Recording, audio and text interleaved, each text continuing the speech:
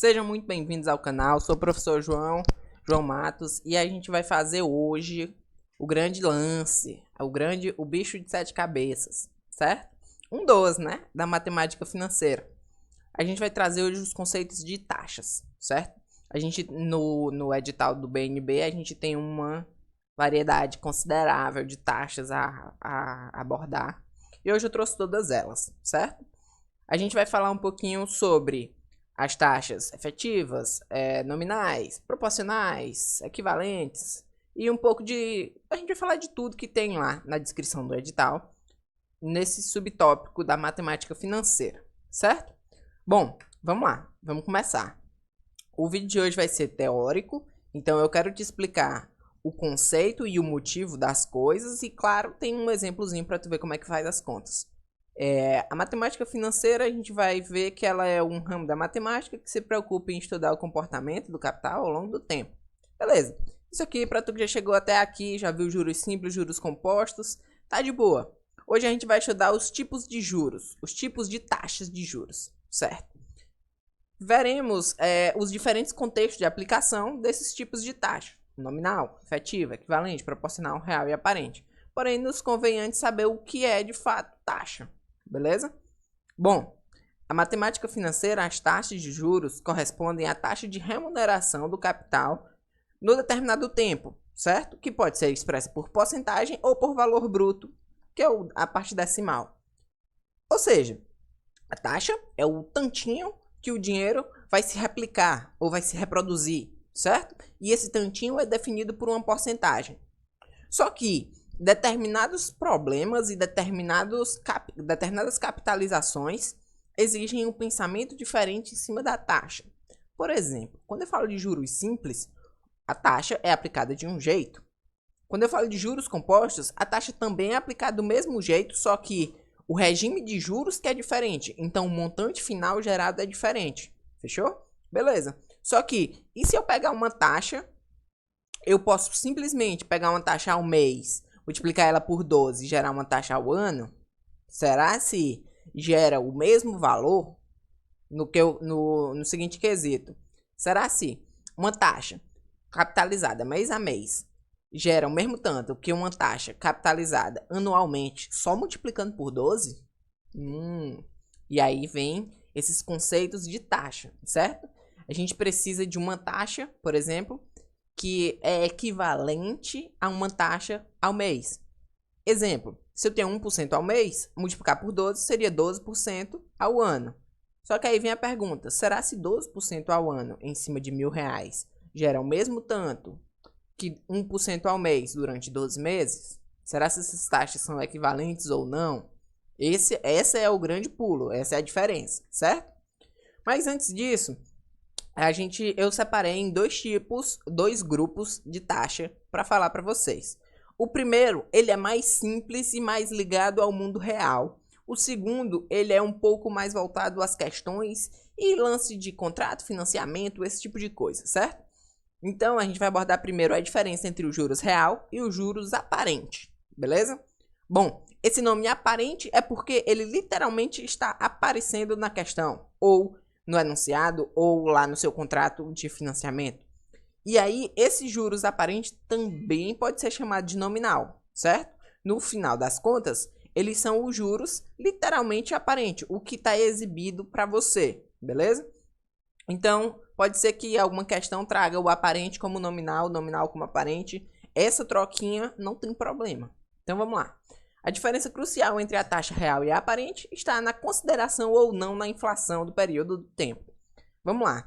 Qual é a lógica do nosso mercado? Eu tenho R$100 hoje em 2024. Meus R$100 hoje em 2024 não valem o mesmo tanto que R$100 em 2001. Por quê? Porque a inflação e o poder de compra foi diminuindo. A inflação altera no poder de compra. O que é inflação, professor? Inflação é o nome dado ao aumento dos preços de produtos e serviços básicos, certo? Ela é comumente chamada de índice de inflação e a gente sempre fala sobre isso. A inflação está deixando as coisas mais caras. Ou o dinheiro não vale o mesmo tanto por causa da inflação. Exatamente. Então, o quesito, como a gente falou lá no começo, a matemática financeira vem para estudar o capital ao longo do tempo. Mas aí chega o seguinte problema. Se eu tenho um dinheiro hoje, R$100, em 2001, R$100. Se em 2001 eu tivesse aplicado esses R$100 durante 23 anos, quanto que ele seria hoje? Aí ele seria tanto. Seria, sei lá, R$700. Mas o que eu consigo fazer hoje com R$700 é o mesmo que eu consigo fazer naquele tempo com R$700? Não, né? Então existe uma diferença entre a teoria e a prática. A prática, mundo real, mercado, supermercado, certo? Então, o real é exatamente o da realidade. E o aparente é o que é meramente teórico. Então, quando você falar de taxa aparente, ela não leva em conta os efeitos inflacionários, os efeitos da taxa de inflação. Já a taxa real, ela leva sim em conta, beleza? Lembre sempre, taxa real é o dinheiro na realidade, o que você vai no mercado e gasta. A taxa aparente é o que está só no papel, certo? Professor, mas e se aparecer para mim na questão, como é que eu vou calcular uma taxa real, ou uma taxa aparente, ou a taxa de inflação, certo? A gente vai usar a seguinte regra. 1 mais I, no caso aqui, esse A eu estou botando de aparente, certo? Lembrando que pode ser nominal, mas eu estou usando a nomenclatura do BNB aparente. Então, 1 mais a taxa aparente é igual a 1 mais a taxa de inflação vezes 1 mais a taxa real. Veja que se a inflação for 0, isso aqui vai ser 1 mais 0, que é 1, e esses caras vão ser iguais. Só que na realidade é praticamente impossível a inflação ser 0. Então, o que a gente tem aqui é uma diferença entre realidade e teoria e prática, certo? E a gente vai só aplicar a fórmula, não tem muito mistério, não é difícil, por isso que eu trouxe ela em primeiro lugar. Vamos lá. Supondo a taxa de juros aparente de 80% ao ano, e a taxa de inflação 20% ao ano, a taxa de juros real é igual a... Então vamos à fórmula. 1 mais a aparente é igual a 1 mais inflação vezes 1 mais real.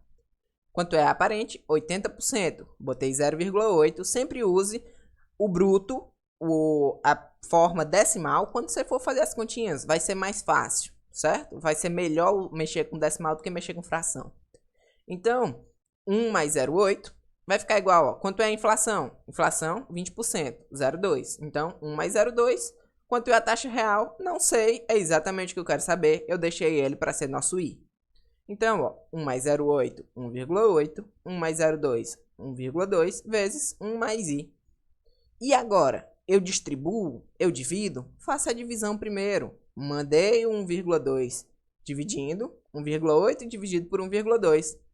Deu 1,5.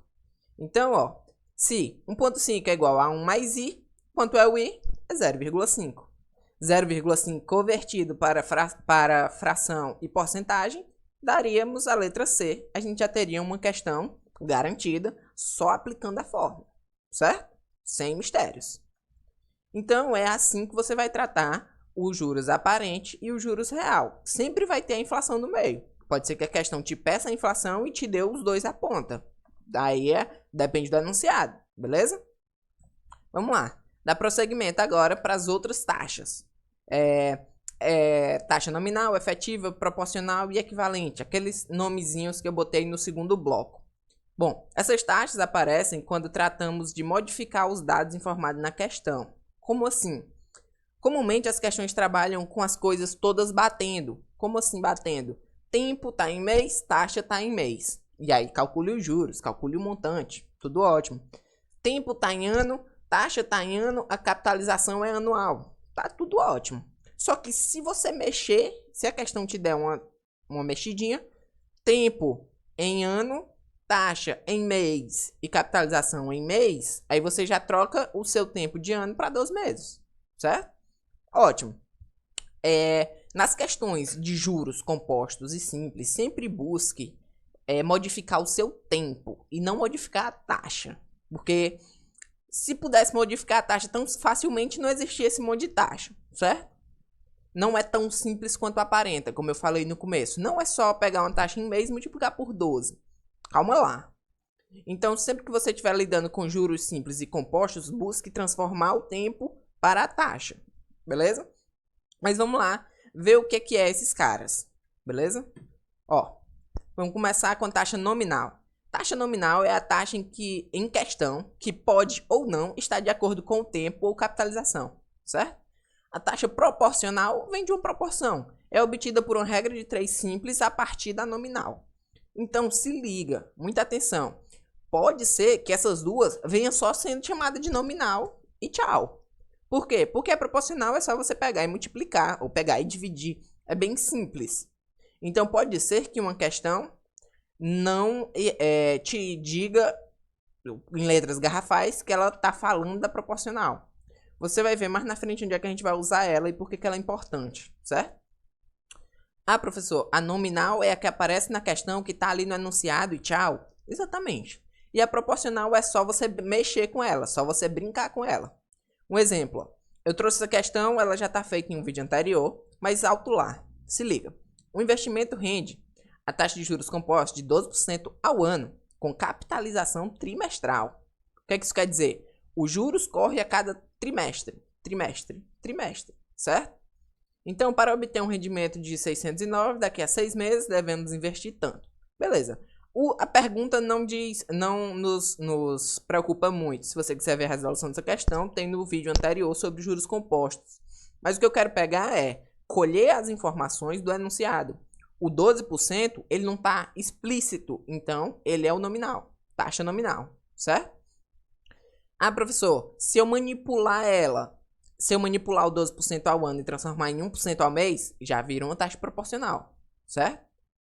E se eu pegar o 12% ao ano e jogar para trimestre, como eu tenho 4 trimestres, eu tenho 3% ao trimestre. Isso também é uma taxa proporcional. Mas, atenção, a taxa proporcional não gera o mesmo montante do que a taxa nominal.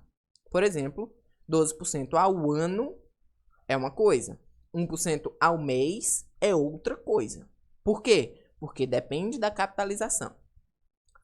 Seguinte, o que eu quero deixar bem claro é, existe uma diferença gigantesca entre 12% ao ano capitalizado em ano e 1% ao mês capitalizado em mês, multiplicado por 12, certo? O montante gerado é diferente. Beleza? Ficou claro? Vamos seguir. A taxa nominal, ela se relaciona com a proporcional só por uma divisão. Multiplicação, divisão, bem tranquilo.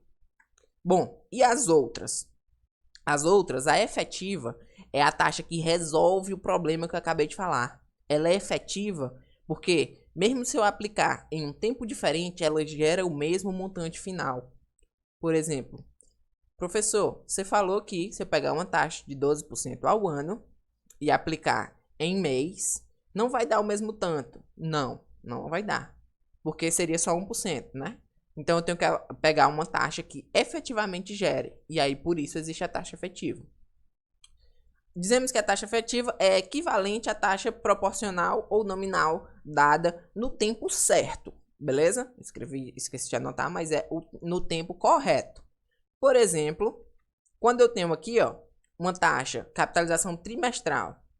Essa questão aqui, eu poderia, beleza, aplicar a taxa de 3% ao trimestre e resolver a questão usando 2 trimestres. Sem problema. Por quê? Porque a capitalização é trimestral. Tudo bem?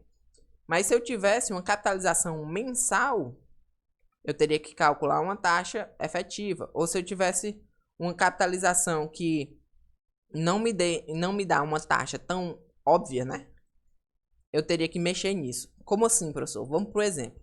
Eu vou terminar me enrolando e tu não vai entender muita coisa. Aqui tá como é que eu relaciono a taxa efetiva com a taxa nominal no tempo dado. Então, eu quero que eles gerem o mesmo montante. Então, eu preciso igualar essas coisas, tomando muito cuidado com esse tempo. Vamos lá. Saindo da teoria e indo para a prática, ó. O financiamento está sendo negociado a uma taxa nominal de 20% ao ano. A taxa de juros efetiva anual desse financiamento, se os juros são capitalizados semestralmente, é qual? Beleza. Então, vamos lá. Professor, era só eu pegar o 20, dividir por 2, porque tem 2 semestres. Segurou. Aí, o que foi que você encontrou? Você encontrou uma proporcional. Fechou? Só que essa proporcional não obrigatoriamente gera o mesmo valor quando aplicado em 2 semestres do que uma taxa anual aplicada em um ano. Por isso que existe a taxa efetiva. Fechou? Então eu jogo na forma. O meu tempo, nesse primeiro lado, são os 2 semestres, utilizando a nominal barra proporcional. Lembra que eu falei que a proporcional não necessariamente aparece com o nome proporcional? Então, ó, como eu quero uma taxa anual, efetiva anual, e os juros estão capitalizados em semestre, eu coloquei o tempo aqui 2 o quê? 2 semestres. E a minha efetiva, ela é anual, então eu coloquei 1 aqui. E o que é esse 0,1? Esse 0,1 é a taxa nominal.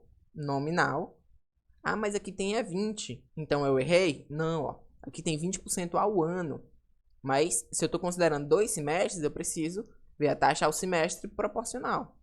Então o lance sempre vai ser esse. Você vai pegar o nominal, caso for necessário, transforma no proporcional e depois encontra a equivalente ou real, né? Que a gente chama efetiva, desculpa. A taxa efetiva aqui. O ED efetivo. Bom, professor, você se enrolou, falou, e aí? E aí que? Você vai aplicar a proporcional na fórmula, caso for necessário. Se não for necessário, joga o que tá aqui. Abri a fórmula, joguei, fiz a continha, ó, 1,1 ao quadrado é 1,21. E o resto ficou quieto. E aí, como aqui eu tenho 1,21 igual a 1 mais i, vai ter 0,21 como resposta, que é 21%, certo? Observa que 21% é a taxa efetiva anual, que é diferente da taxa nominal anual, certo? Então, ó, professor, tá faltando alguém, ó. Falou de nominal, que também é proporcional, falou da efetiva, que usa essa forma, e a equivalente. É o seguinte, quando a gente calcula a taxa efetiva, a gente diz que essa taxa efetiva, ela é equivalente à taxa de 20% ao ano, certo? Então, a gente vai ter o quê? A taxa de 21% ao semestre, ela é equivalente ao 20% ao ano. A equivalência mora entre a taxa de juros nominal e a taxa de juros efetiva. Sempre que você tiver a resposta, elas duas vão ser equivalentes, beleza? Para resolver o problema, o grande problema que eu já comentei umas 3 vezes no vídeo, ok? Qualquer dúvida, pode deixar aqui nos comentários. Se você não entender alguma passagem, se eu falei embolado, se você não entendeu alguma coisa, alguma continha, pode deixar nos comentários e eu vou lhe ajudar. E a gente vai passar nesse concurso. Bora pra cima. Até a próxima. Professor João Matos aqui. Um forte abraço e bons estudos.